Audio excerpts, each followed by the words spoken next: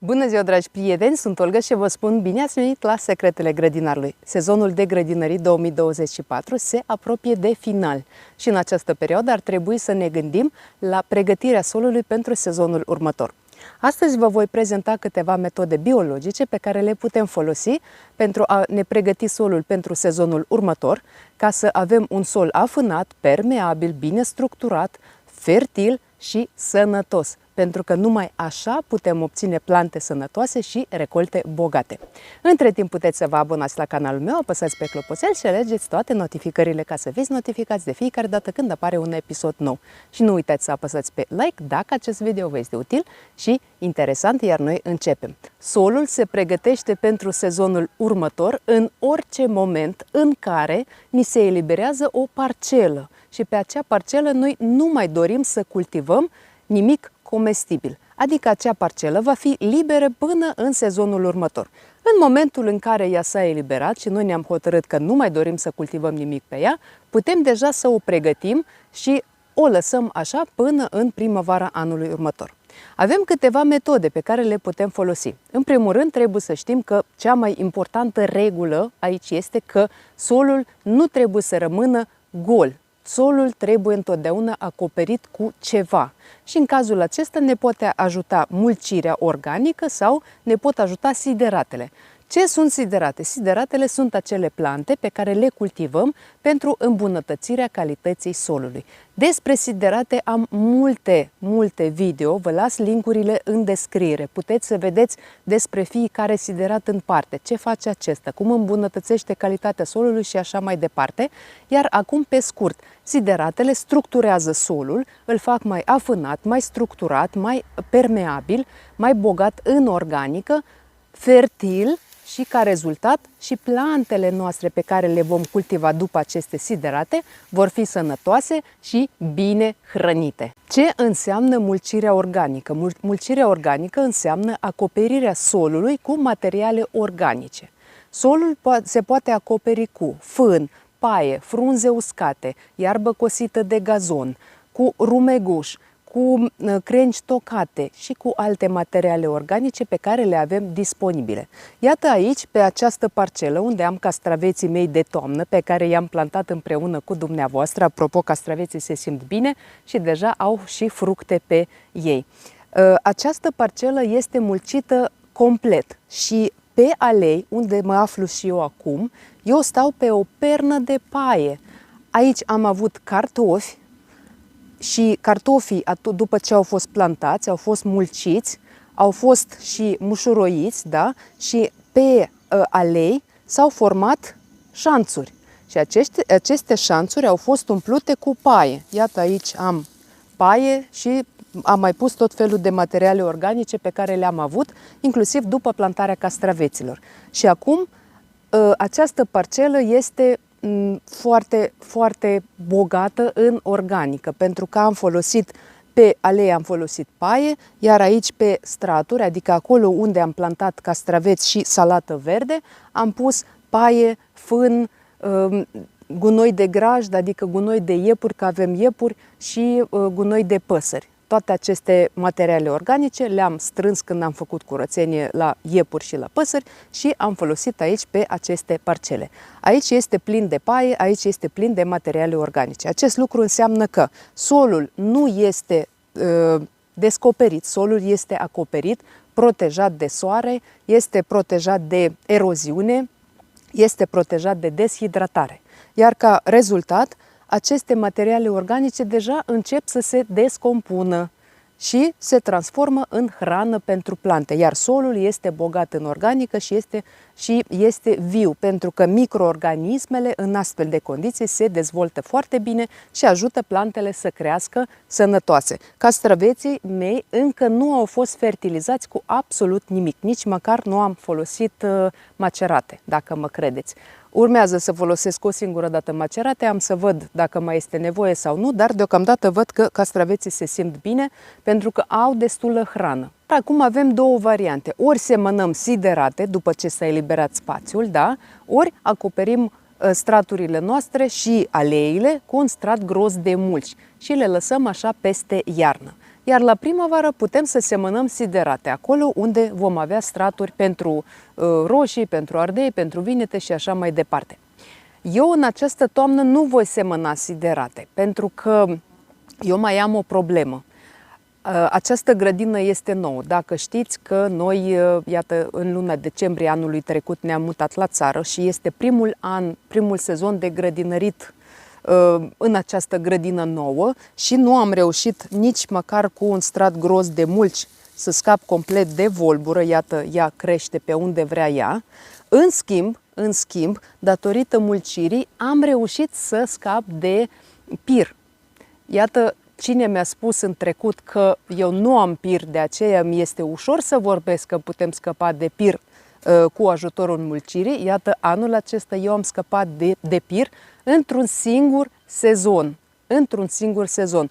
Am pus cartoane, așa cum v-am arătat și la începutul sezonului, am pus cartoane, aceste cartoane le-am acoperit cu un strat gros de mulți peste tot în grădină, a fost de lucru, dar am reușit să fac acest lucru, dar totuși, iată, volbura a găsit loc pe unde să iasă și iese în continuare și eu voi acoperi, toată grădina va fi acoperită cu mulci, va fi acoperită cu resturi vegetale, cu resturi, iată, deja am început să pun resturi de la fructe și legume și așa mai departe. Pe urmă, aceste resturi din bucătărie, cum le spun eu, le voi acoperi cu mulci, cu un strat gros de fân, paie, frunze și așa mai departe. Le voi uda bine cu biopreparate care ajută la accelerarea descompunerii resturilor vegetale și apoi le voi acoperi până în primăvara anului viitor, le voi acoperi cu folie de antiburuieni.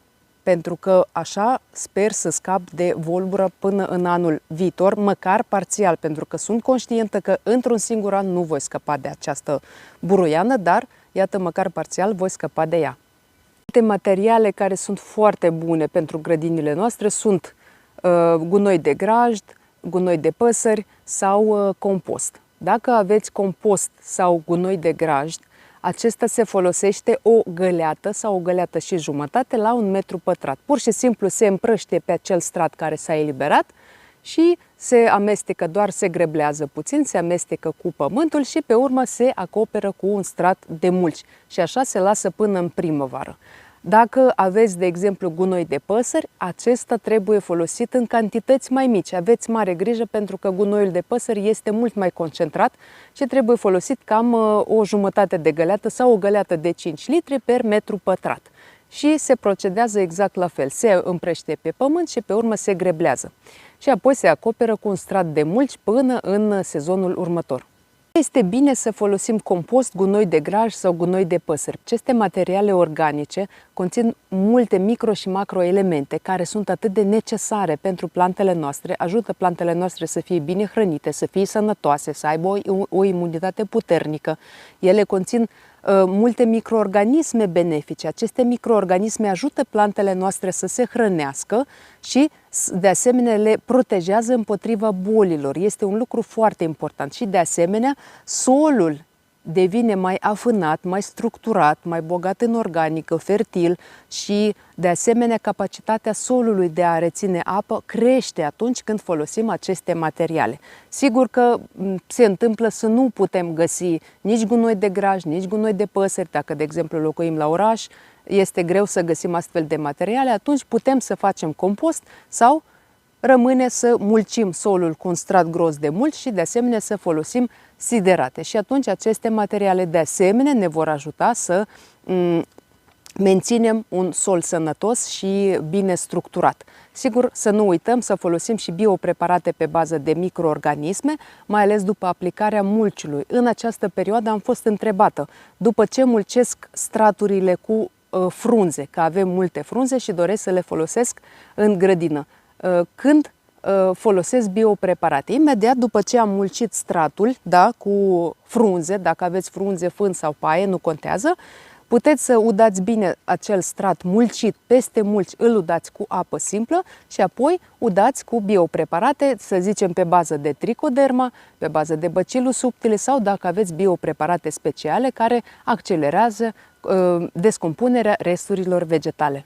O altă metodă de a ne ajuta solul să fie mai fertil, mai permeabil, mai structurat, bogat și ca plantele noastre să fie bine hrănite și să se simtă bine, este folosirea biocearului. În ultima perioadă am primit multe întrebări legate de acest subiect. M-ați întrebat ce părere am despre biocear, cum se folosește acesta, dacă merită folosit în grădinile noastre. Biocear sau cărbune vegetal este acel cărbune care a fost obținut prin tratarea materialelor organice la temperaturi înalte. Și ca rezultat s-au obținut acești cărbuni. La obținerea acestora s-a folosit o cantitate redusă de oxigen. Adică nu este exact ca și arderea propriu-zisă, așa cum facem noi, de exemplu, foc și ardem resturile vegetale. Nu.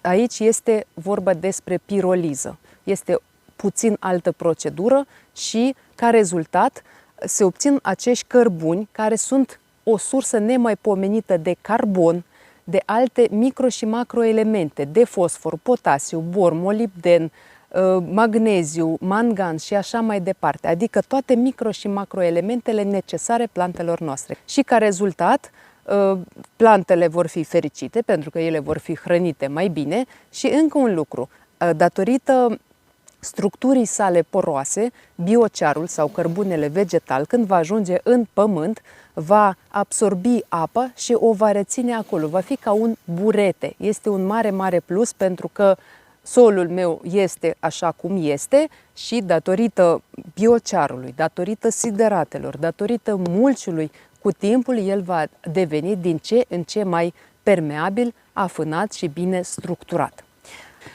Până acum am căutat biocear și nu am văzut în România niciun producător de la care aș putea să cumpăr. Iată, acum am vorbit cu niște fermieri, niște prieteni de-ai mei care sunt fermieri și ei mi-au recomandat acest produs. Acesta se poate găsi chiar pe site-ul producătorului www, adică www.bio-geca.ro. Acolo puteți găsi și cărbunele vegetal, acolo puteți găsi, iată, mi-am cumpărat și oțet de lemn, care de asemenea este un produs nemaipomenit pentru plantele noastre. Am auzit despre acesta, am citit despre acesta, dar eram sigură că în România nu se găsește.